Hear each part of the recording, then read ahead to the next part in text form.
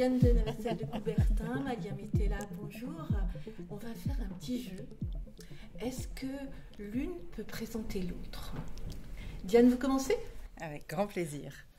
Alors Malia, comment vous parler de Malia autrement que de vous dire que d'abord, c'est une énorme championne qui a quand même gagné une médaille d'argent en natation 50 mètres.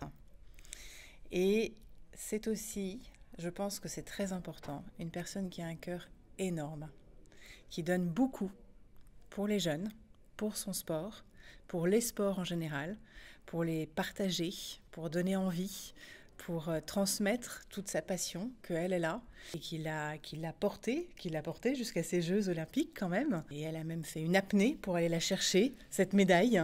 Donc voilà, le dépassement de soi, c'est ça. Vous avez 50 mètres sans respirer? Oui. Pour aller chercher une médaille olympique, oui. Et Malia, est-ce que vous pouvez parler de Diane?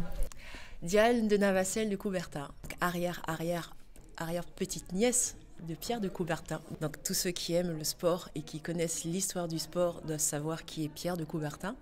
Donc je suis là pour parler de Diane et non de Pierre, mais voilà, ça fait partie, c'est son histoire et c'est sa famille. Elle est franco-américaine, donc elle a fait des études aux États-Unis, à New York si je ne me trompe pas. Donc elle est revenue en France et très investie parce que son histoire et sa passion et son cœur lui dit de partager aussi les valeurs de l'olympisme et que tout ce que Pierre avait mis en place. Donc je reviens à Pierre parce que pour ceux qui ne savent pas, Pierre a donné sa personne dans toutes les écoles, les institutions pour connaître cette histoire parce que l'histoire, elle est fantastique avec les valeurs de l'olympisme, les valeurs du paralympisme. Elle a vraiment la culture et l'olympisme dans la peau. On est liés encore pour je ne sais pas combien d'années parce qu'on a un projet en commun. Vous avez un projet en commun? Oui. Quel est ce projet? Dites-nous, c'est un scoop là. On a tellement les mêmes valeurs qu'on a décidé de monter un très gros projet pour l'Académie de Versailles qui va commencer, on croise les doigts pour septembre, qui fait que on parle de l'olympisme tous les jours. Ouais.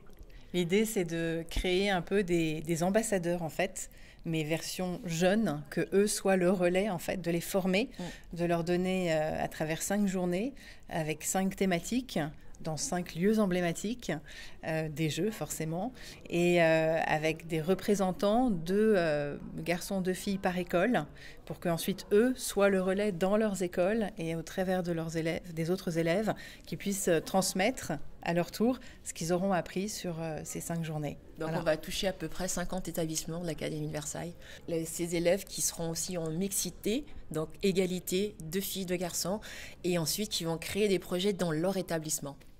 Alors on trouve des points communs avec les JIJ. Alors, sur les JIJ, on a des équipes parfaitement paritaires, 3 filles, 3 garçons. Malia, vous avez déjà vécu les Jeux internationaux de la jeunesse à Bruxelles. Est-ce que vous pouvez expliquer à Diane à quoi elle va s'attendre? Mais j'aime pas raconter parce que j'adore que les gens découvrent.